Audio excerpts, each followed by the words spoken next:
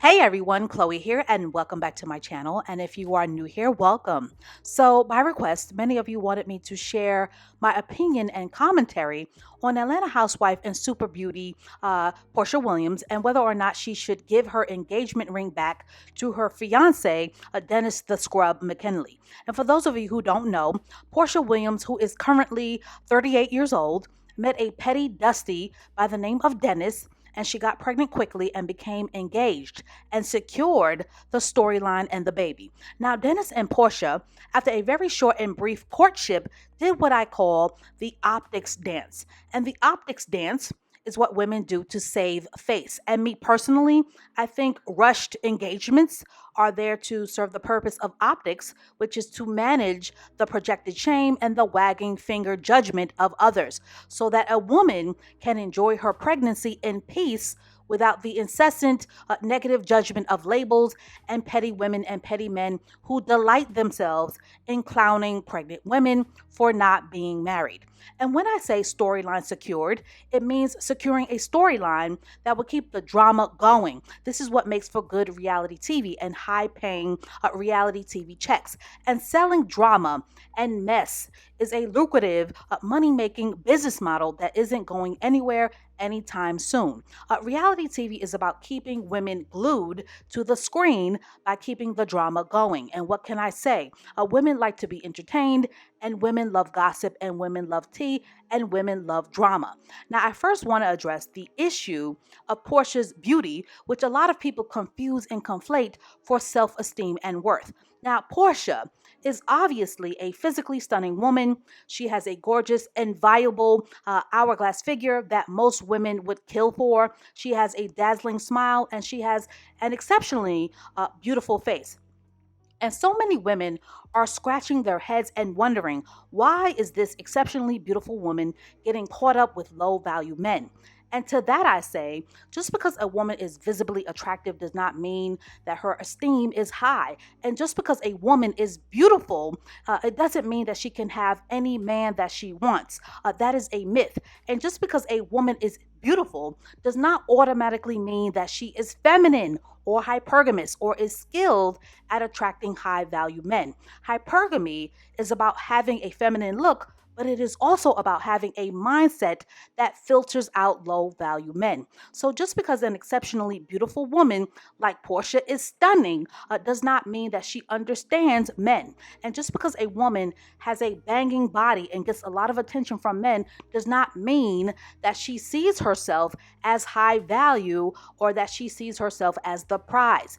Now, as for this engagement ring mess, if a woman is asked by her former fiance to give a ring back, my answer on whether she should give it back or not depends on the type of person that you were engaged to. Now, I know that many of you who are listening and ear hustling are very thirsty for one size fit all answers and responses, but it really truly does depend on the man and it depends on the situation. And in my personal opinion, if a man asks for a ring back, he more than likely couldn't afford the ring in the first place. So if the engagement is called off, a broke man and a man whose inclination to be petty would be to humiliate or to devalue you, and his inclination to display bitterness and pettiness will be much higher than your average.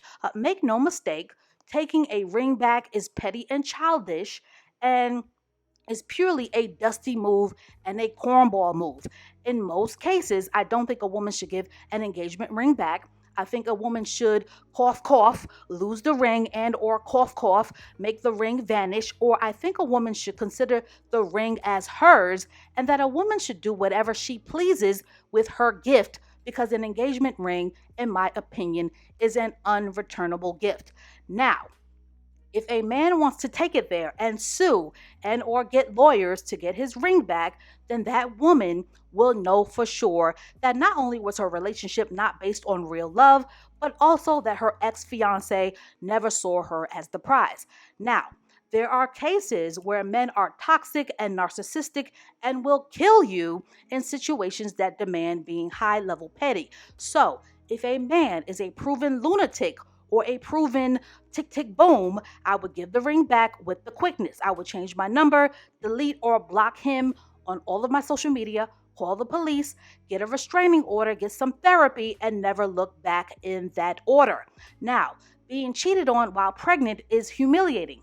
But Porsha, like so many women who are over 35, who aren't married, and yes, I am going there, judge or jury be damned, they have some decisions to make, right? And a lot of women in their drive and their desire to become mothers. And this is not talked about often amongst women, but a lot of women in their desire to fulfill their biological clock that after 35 is now a 5 alarm fire will pretty much make a rash decision and a poor choice to have a baby by pretty much anyone. And I know that a lot of women talk about not bringing babies into a cursed situation, and a lot of women talk about marriage before the carriage, and a lot of women are harsh and severe in their criticism and their judgment for women who become mothers without being married.